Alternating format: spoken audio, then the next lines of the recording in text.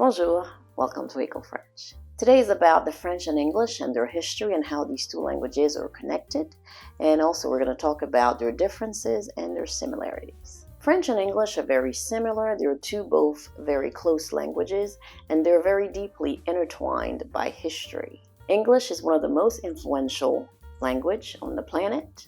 You have more than 1 billion people speaking English. English is a Western Germanic language. French comes from the Indo-European family of languages. Back in the 11th century, Old English had been used to communicate amongst the Anglo-Saxon. At the time, it was just a dialect. It was not a full-fledged language. However, that changed during the Norman conquest. So when the new rulers and king came in, they brought in a new monarchy and introduced the French language. The influence of French in the English language is deeply rooted to the core.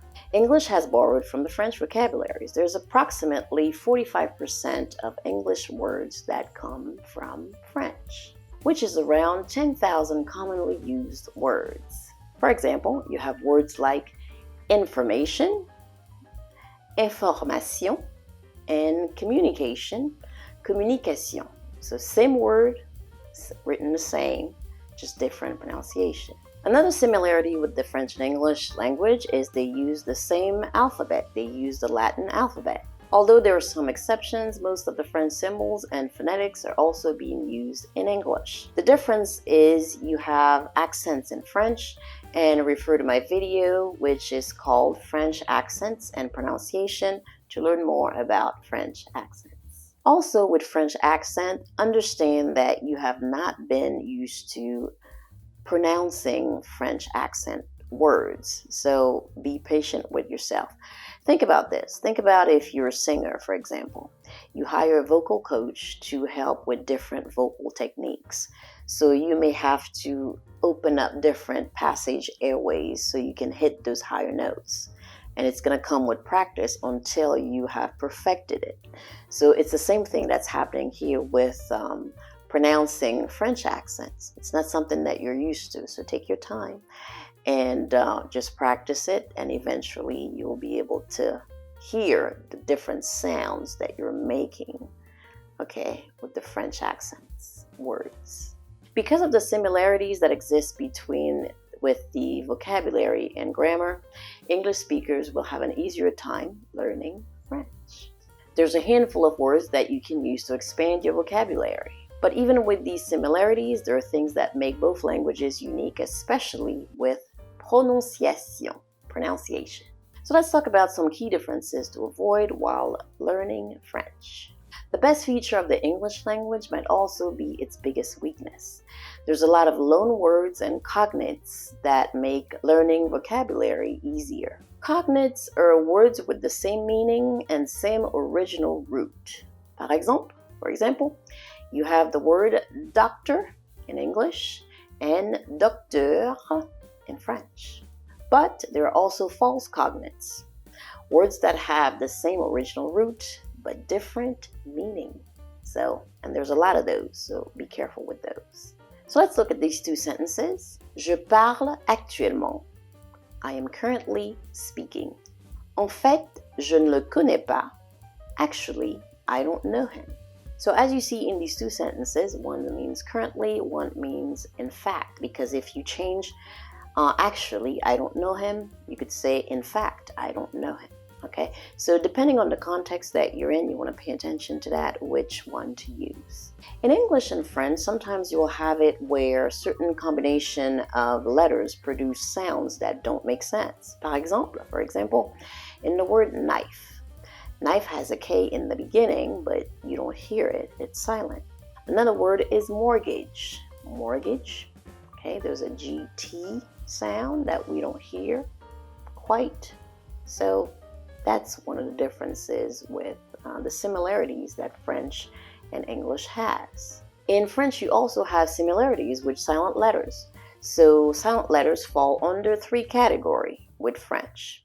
E muet, silent E, H muet, silent H, and H aspiré, aspirated H. So let me give you an example.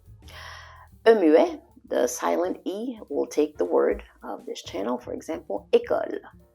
École has a E at the end of it, but you don't really hear the E. It's just there. We know it's there in written form, but it's not really pronounced. With the H muet, we have the word athlétique.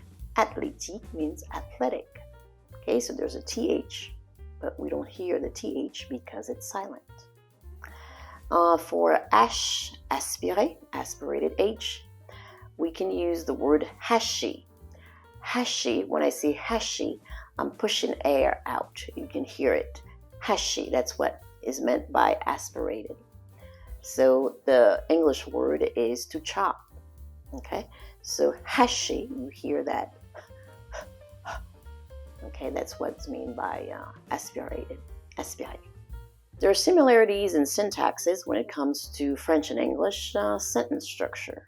So in the subject, verb, direct, object, we have John loves Mary in English. En français, in French, Jean aime Marie. Okay, so we have subject, verb, direct, object.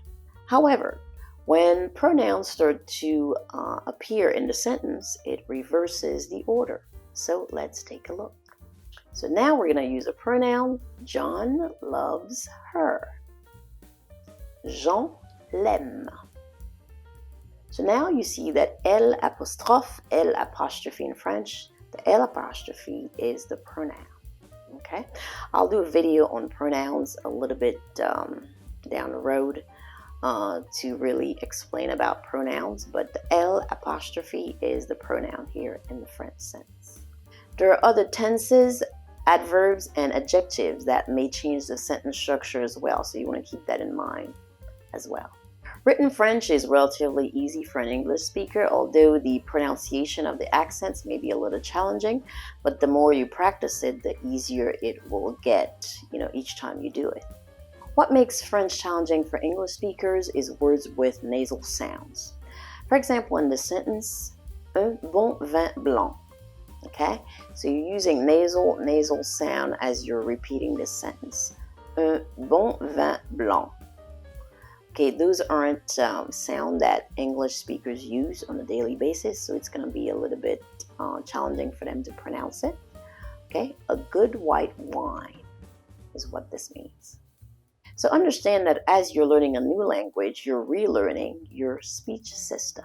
If you have advanced knowledge in the English language, you'll have an easier time learning French. I will say your biggest challenge is going to be the prononciation, the pronunciation. So make sure you pronounce that, make sure you practice that, I should say, a lot more. If you're still not confident with your French listening skills, I would suggest getting help from an English-speaking French tutor, okay? Because they're going to be able to hear where you're having a challenge hearing certain sound and help you with that, especially if you're just starting out.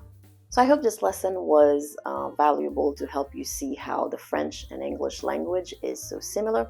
Though they are different, they're similar in the fact that they have silent letters and they also have the same sentence structure. Please like, share, and comment below. On se dit à la prochaine. On se dit soon. Au revoir.